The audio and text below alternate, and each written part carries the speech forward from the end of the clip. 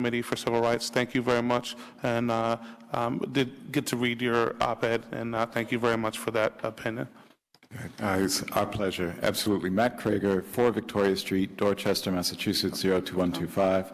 On behalf of the Lawyers Committee for Civil Rights and Economic Justice for the last 40 years, since it was part of the legal team behind Morgan v. Hennigan, the Lawyers Committee has been working to ensure that all of Massachusetts school children have equal access to a high-quality education. I'm here today because we feel that access is at risk. The safety concerns that the parents have spoken about are real, and they're true.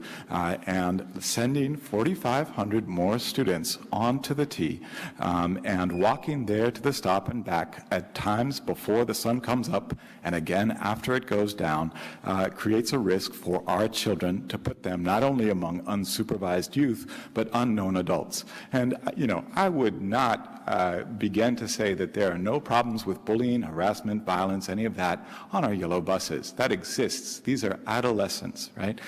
This is a period in which a lot of things are changing in bodies and minds, and it's a difficult time.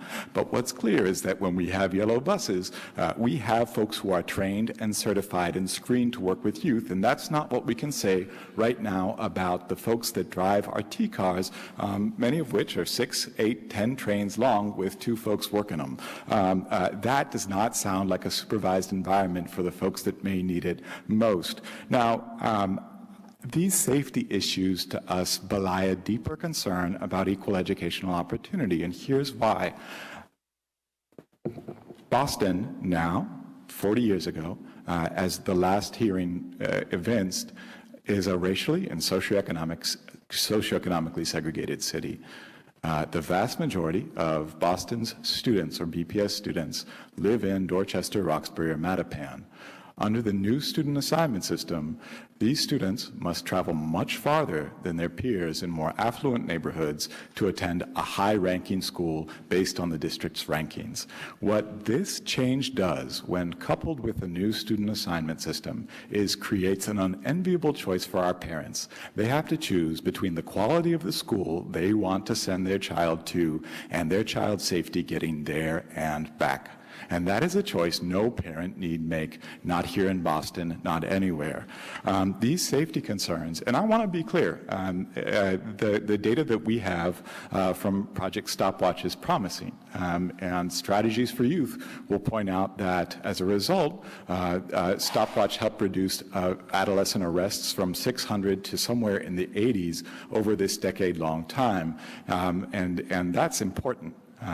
What's disconcerting is that Project Stopwatch, first, is a voluntary program, as Mr. Gillespie said, Lieutenant Gillespie said, and it sounds like the lack of investment in training or placement and the lack of ability to bring this up to scale from 1 station a day to all stations where we have concerns without significantly investing in it and counting on our administrators and our teachers to volunteer, counting on our teachers to take a free T-Pass and make that into a chaperone duty on a train or a bus is something I have great concerns about, especially when we know that a first-time arrest doubles the odds a student will drop out and the first court appearance quadruples them. We cannot ask our MBTA police to play after-school disciplinarian to students who need adult supervision.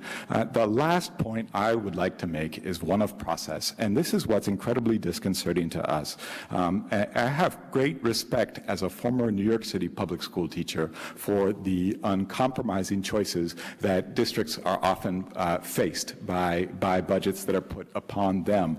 But hearing that the district met with community every day from April and May is disconcerting because this decision was passed by the school committee in March.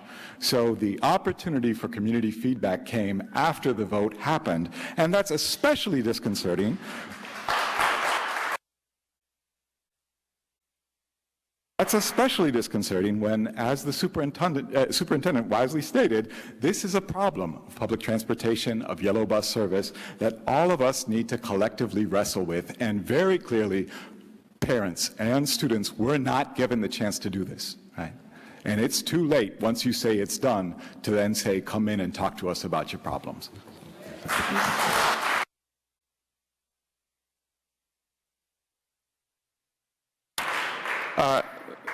Next, we will have Dr. Azriel. Deb Israel. Okay. Yep.